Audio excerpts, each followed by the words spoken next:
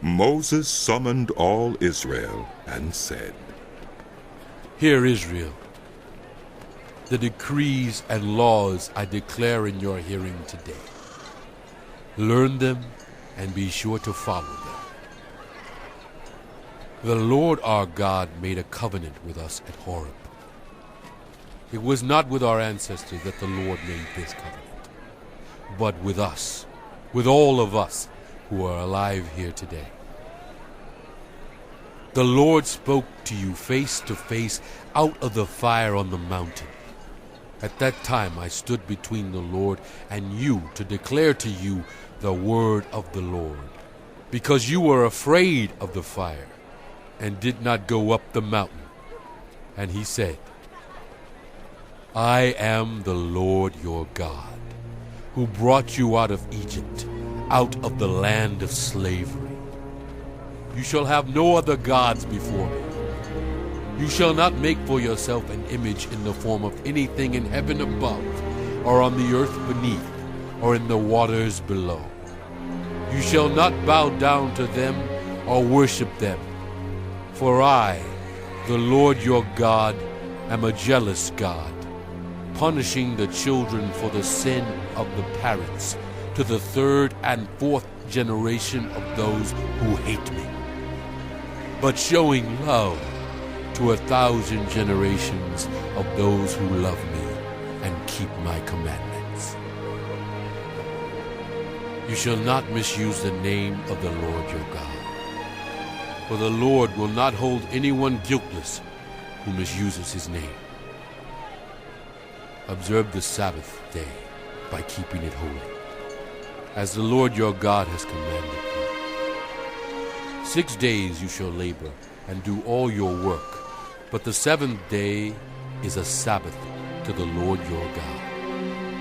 On it you shall not do any work, neither you, nor your son or daughter, nor your male or female servant, nor your ox, your donkey, or any of your animals, nor any foreigner residing in your towns, so that your male and female servants may rest as you do. Remember that you were slaves in Egypt, and that the Lord your God brought you out of there with a mighty hand and an outstretched arm. Therefore the Lord your God has commanded you to observe the Sabbath day. Honor your father and your mother, as the Lord your God has commanded you, so that you may live long, and that it may go well with you in the land the Lord your God is giving you. You shall not murder. You shall not commit adultery. You shall not steal. You shall not give false testimony against your neighbor.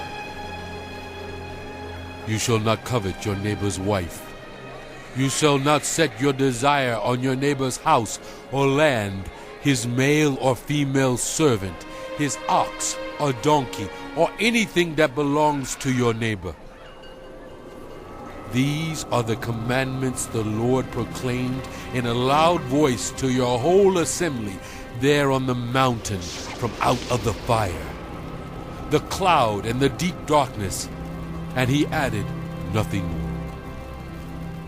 Then he wrote them on 2 stone tablets and gave them to me. When you heard the voice out of the darkness, while the mountain was ablaze with fire, all the leaders of your tribes and your elders came to me, and you said, The Lord our God has shown us his glory and his majesty, and we have heard his voice from the fire. Today we have seen that people can live even if God speaks with them. But now, why should we die? This great fire will consume us, and we will die if we hear the voice of the Lord our God any longer. For what mortal has ever heard the voice of the living God speaking out of fire as we have and survived? Go near and listen to all that the Lord our God says. Then tell us whatever the Lord our God tells you. We will listen and obey. The Lord heard you when you spoke to me, And the Lord said to me, I have heard what this people said to you. Everything they said was good. Oh, that their hearts would be inclined to fear me and keep all my commands always, so that it might go well with them and their children forever. Go, tell them to return to their tents, but you stay here with me, so that I may give you all the commands, decrees, and laws you are to teach them to follow in the land I am giving them to possess. So be careful to do what the Lord your God has commanded you. Do not turn aside to the right or to the left.